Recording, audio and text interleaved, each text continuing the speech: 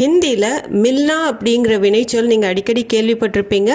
பேசுகிறீங்க அப்படின்னா யூஸும் பண்ணியிருப்பீங்க. மில்னாவோட ரூட் வேர்ப் மில். இது பாஸ்ட், ப்ரெசன்ட், ஃப்யூச்சர் டென்ஸ், ஆண்பால் பெண்பால், ஒருமை பன்மை. இதுக்கு தகுந்த மாதிரி இதோட கான்ஜுகேஷன்ஸ் எல்லாம் மாறி வரும். இது எல்லாத்துக்கும் மேலே வாக்கியத்தோட சூழலை பொறுத்து இதோட அர்த்தங்களும் சில சமயம் மாறும். ஸோ அந்த மாதிரி 6 கான்டெக்ஸ்ட் இந்த வீடியோவில் நம்ம பார்க்க போகிறோம். வீடியோ ஸ்கிப் பண்ணாமல் கடைசி வரைக்கும் பாருங்கள். அப்போ தான் உங்களுக்கு புரிய வரும். கடைசியில் உங்களுக்காக ஒரு கொஷனரும் இருக்குது. வணக்கம், நமஸ்கார், welcome back to my channel. என் பேர் உமா. இப்போ நம்ம ஃபர்ஸ்ட் மீனிங் என்னன்னு பார்த்தோம்னா, மில்னா அப்படிங்கிறதுக்கு ஒருவரை சந்திக்கிறதுக்கோ அல்லது அவங்கள போய் பார்க்கறதுக்கோ நம்ம இதை யூஸ் பண்ணுவோம். To meet or to visit someone. இது நீங்கள் சென்டென்ஸ் மூலம் புரிச்சிட்டிங்கன்னா ஈஸியாக இருக்கும். ஃபர்ஸ்ட், நான் என் நண்பனை சந்தித்தேன். மே அப்னே தோஸ்த் சே மிலா. மேனா நான், அப்னா தோஸ்த் அப்படின்னா தன்னுடைய நண்பன். அப்னானா தன்னுடைய, தோஸ்த்னா நண்பன். அப்னே தோஸ்த் சே என் நண்பனை, தன்னோட நண்பனை. மிலா அப்படின்னா சந்தித்தேன். இது பாஸ்ட் டென்ஸில் இருக்கிறதுனால மிலா அப்படின்னு நம்ம சொல்கிறோம். அதே சமயம் ஆண் சொல்லும்போது மிலான்னு வரும். பெண்ணாக இருந்ததுன்னா மே அப்னே தோஸ்த் சே மிலி அப்படின்னு நம்ம சொல்லுவோம். நாம் அடுத்த வாரம் சந்திப்போம். ஹம் அக்லே ஹஃப்தே மிலேங்கே. ஹம் அப்படின்னா நாம், அக்லா அப்படின்னா நெக்ஸ்ட், அடுத்தது. ஹஃப்தாங்கிறது வாரம், அக்லே ஹஃப்தே அப்படின்னா அடுத்த வாரம். மிலேங்கே அப்படின்னா சந்திப்போம். இந்த இடத்துல ஹம்ங்கிறது பன்மை, அதனால் மிலேங்கே அப்படின்னு நம்ம முடிக்கிறோம். ஹம் அக்லே ஹஃப்தே மிலேங்கே. போன சென்டென்ஸ் ஆகட்டும், இந்த சென்டென்ஸ் ஆகட்டும், ரெண்டுலேயுமே சந்திக்கிறதுக்கு தான் நம்ம இந்த மில்லாம் யூஸ் பண்ணியிருக்கிறோம்.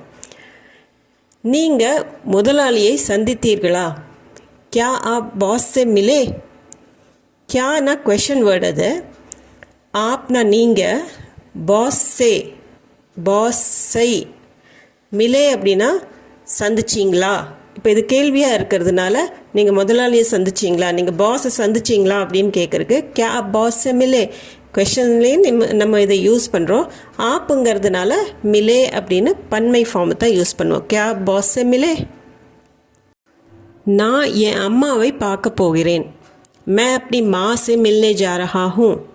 மேனா நான், அப்னி தன்னுடைய, மாசே அப்படின்னா அம்மாவை, மில்னே அப்படின்னா சந்திக்கிறதுக்கு, பார்க்கறக்கு. இந்த இடத்துல சந்திக்கிறத விட பார்க்கறது அப்படிங்கிறது தான் அர்த்தம் வரும். ஜா ரஹாவும் போகிறேன் கண்டினியூஸ் டென்ஸில் இருக்குது, அதனால் மில்னேன்னு நம்ம யூஸ் பண்ணியிருக்கிறோம். மில்னே ஜா ரஹாவும், மே அப்படி மாசே மில்னே ஜா ரஹாவும். இந்த இடத்துல நான் எங்கள் அம்மாவை பார்க்க போகிறேன் அப்படிங்கிற அர்த்தத்தில் நம்ம சொல்கிறோம். செகண்ட் கான்டெக்ஸ்ட் பார்த்திங்கன்னா, ஏதாவது கிடைக்கிறது, பெறுதல், அல்லது ஏதாவது ரிசீவ் பண்ணும்போதோ, அல்லது ஏதாவது தொலைஞ்சு போச்சுன்னா அதை மறுபடியும் நம்ம கண்டுபிடிக்கும் போது அந்த சமயத்துலேயும் இந்த மில்னாங்கிற வேர்டை நம்ம யூஸ் பண்ணலாம். ஸோ இந்த செகண்ட் கான்டெக்ஸ்டில் கெட், ரிசீவ் ஆர் ஃபைண்ட் தான் நம்ம பார்க்க போகிறோம். இதுக்கு சென்டென்ஸ் பார்த்திங்கன்னா உங்களுக்கு இன்னும் புரியும். எனக்கு வேலை கிடைத்து விட்டது. முஜே நௌக்கரி மில் கை. முஜே அப்படின்னா எனக்கு, நௌக்கரி வேலை, மில்கை அப்படின்னா கிடைச்சிடுச்சு, கிடைத்து விட்டது அப்படிங்கிறதுக்கு. முஜே நௌக்கரி மிலின்னு சொன்னீங்கன்னா அது பாஸ்ட் டென்ஸில் போயிடும். இப்போது எனக்கு கிடைத்து விட்டது அப்படின்னு சொல்கிறதுக்கு மில்கை, முஜே நௌக்கரி மில்கை. நௌக்கரி பெண்பால் வார்த்தை, அதனால தான் மில்கைன்னு நம்ம முடிக்கிறோம். எனக்கு உங்கள் கடிதம் கிடைத்தது. முஜே ஆப்கி சிட்டி மிலி. முஜேனா எனக்கு, ஆப்கி உங்களுடைய, சிட்டி அப்படின்னா கடிதம், மிலினா கிடைச்சிது. ஸோ நான் இந்த இடத்துல கடிதத்தை ரிசீவ் பண்ணேன் அப்படிங்கிற அர்த்தத்தில் நம்ம சொல்கிறோம். எனக்கு உங்கள் கடிதம் கிடைச்சிது. முஜே ஆப்கி சிட்டி மிலி. சிட்டிங்கிறது பெண்பால் வார்த்தை, அதனால் மிலி அப்படின்னு வரும். முஜே ஆப்கி சிட்டி மிலி. அடுத்தது, எனது தொலைந்த ஃபோன் எனக்கு கிடைத்து விட்டது. முஜே மீரா கோயா ஹுவா ஃபோன் மில் கயா. முஜே அப்படின்னா எனக்கு, மீரா என்னுடைய, கோனா அப்படின்னா தொலைக்கிறது. டு லூஸ் சம்திங், ஏதாவது லாஸ்ட்டாக இருந்துச்சுன்னா அதை கோயா அப்படின்னு சொல்லுவோம். கோயா ஹுவா அப்படின்னா தொலைந்த. ஃபோன் மில் கயா அப்படின்னா கிடைத்து விட்டது. ஸோ மில் கூட கயா சேர்த்துறோம், கிடைத்து விட்டது அப்படிங்கிறதுக்கு. ஃபோன் ஆண்பாலுங்கிறதுனால மில் கயான்னு நம்ம சொல்கிறோம். முझे எனக்கு மேரா கோயா ஹுவா ஃபோன் மில் கயா. இந்த இடத்துல நம்ம மில் கயா அப்படிங்கிறது முதல்ல தொலைஞ்சு போச்சு, அது கிடைச்சிடுச்சு, ஐ ஃபவுண்ட் இட்.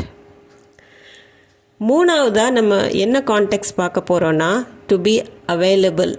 ஏதாவது ஒரு பொருள் கிடைக்கக்கூடியதாக இருந்ததுன்னா அந்த சமயத்துலேயுமே நம்ம மில்லாம் அப்படிங்கிற வேர்டை நம்ம யூஸ் பண்ணுவோம். அந்த கான்டெக்ட்லேயுமே சில சென்டென்சஸில் நம்மளுக்கு வரும். இதுக்குண்டான சென்டென்ஸ் பாருங்கள். ஃபர்ஸ்ட் ஒன், இந்த ஹோட்டலில் அறை கிடைக்கும். இஸ் ஹோட்டல் மே கம்ரா மிலேகா. இஸ்னா இந்த, ஹோட்டல் மே அப்படின்னா ஹோட்டலில், இந்த ஹோட்டலில் அப்படின்னு சொல்கிறதுக்கு இஸ் ஹோட்டல் மே. கம்ரானா ரூம், அறை. மிலேகா கிடைக்கும். இஸ் ஹோட்டல் மே கம்ரா மிலேகா.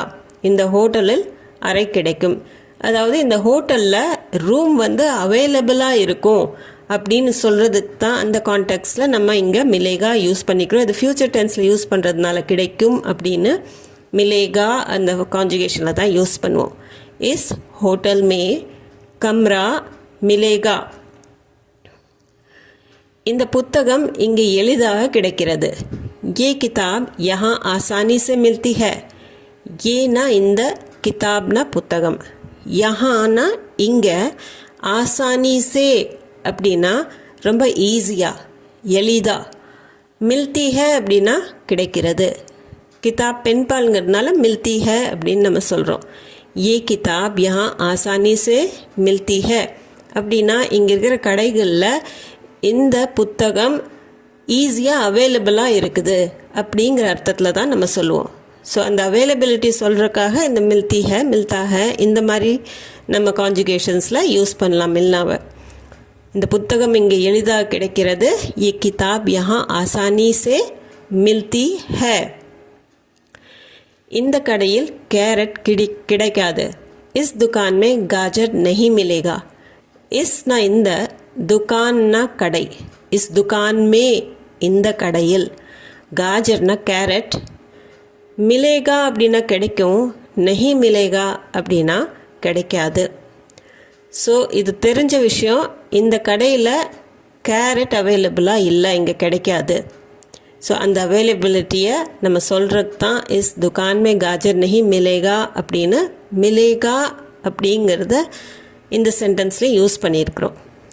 இந்த கடையில் கேரட் கிடைக்காது. இஸ் दुकान में गाजर नहीं मिलेगा. நாலாவது பார்க்க போகிற கான்டெக்ட் பார்த்திங்கன்னா ஏதாவது கலக்கிறதுக்கு அல்லது பிளெண்ட் பண்ணுறதுக்கு இல்லை ஒன்று சேர்த்துறக்கு, இதுக்கு எல்லாமே நம்ம மில்னா அப்படிங்கிற வேர்டை யூஸ் பண்ணுறது உண்டு. அதை நம்ம எப்படி யூஸ் பண்ண போகிறோங்கிறது சென்டென்சஸில் பார்க்கலாம்.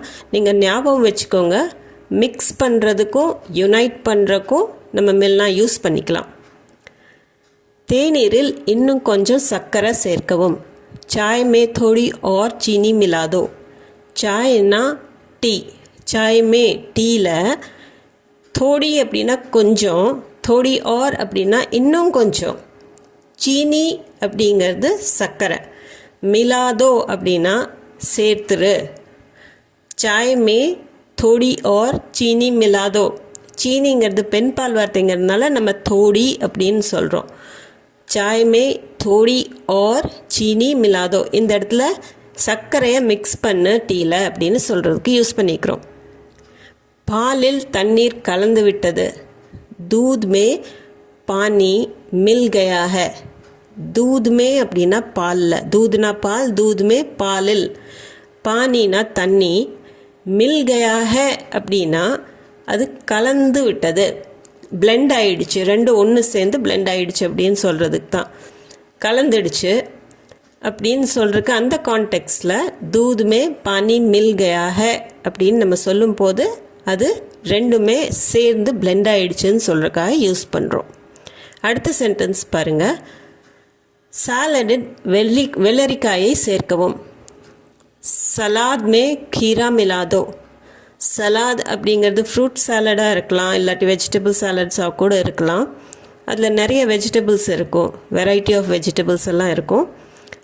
அதில் வெள்ளரிக்காய் இல்லை அப்படின்னா அதே கலந்துரு, வெள்ளரிக்காவை கலந்துரு அப்படின்னு சொல்கிறதுக்கு சலாத் மே கீரா மிலாதோ, அதையும் சேர்த்துரு. சலாத் மே கீரா மிலாதோ, சாலடில் வெள்ளரிக்காய் சேர்க்கவும் அப்படின்னு சொல்கிறதுக்கு சலாத் மே கீரா மிலாதோ. கீரானா வெள்ளரிக்காய். ஐந்தாவதாக பார்க்க போகிற context to match or to correspond. இப்போது ஏதாவது ஒரு பொருள் இன்னொரு பொருள் கூட மேட்ச் ஆகும்போது, பொருந்தும்போது, அல்லது வேறு ஏதாவது விஷயம் ஒத்து போகும்போது அந்த சமயத்துலேயும் நம்ம மில்னா யூஸ் பண்ணலாம். சென்டென்ஸ் பாருங்கள். உங்கள் சட்டை என் சட்டையுடன் பொருந்துகிறது. தும்ஹாரி ஷர்ட் மேரி ஷர்ட் சே மில்தி ஹை. தும்ஹாரி அப்படின்னா உன்னுடைய, ஷர்ட்னா சட்டை, மேரி ஷர்ட் அப்படின்னா என்னோட சட்டை. தும்ஹாரி ஷர்ட் உன்னோட சட்டை, மேரி ஷர்ட் என்னோட சட்டை. மில்தி ஹை அப்படின்னா பொருந்துது, ரெண்டுமே பொருந்துது, ஒரே மாதிரி இருக்குது, கிட்டத்தட்ட ஒரே நிறத்தில் இருக்குது, அந்த கலர் ஒரே மாதிரி இருக்குது.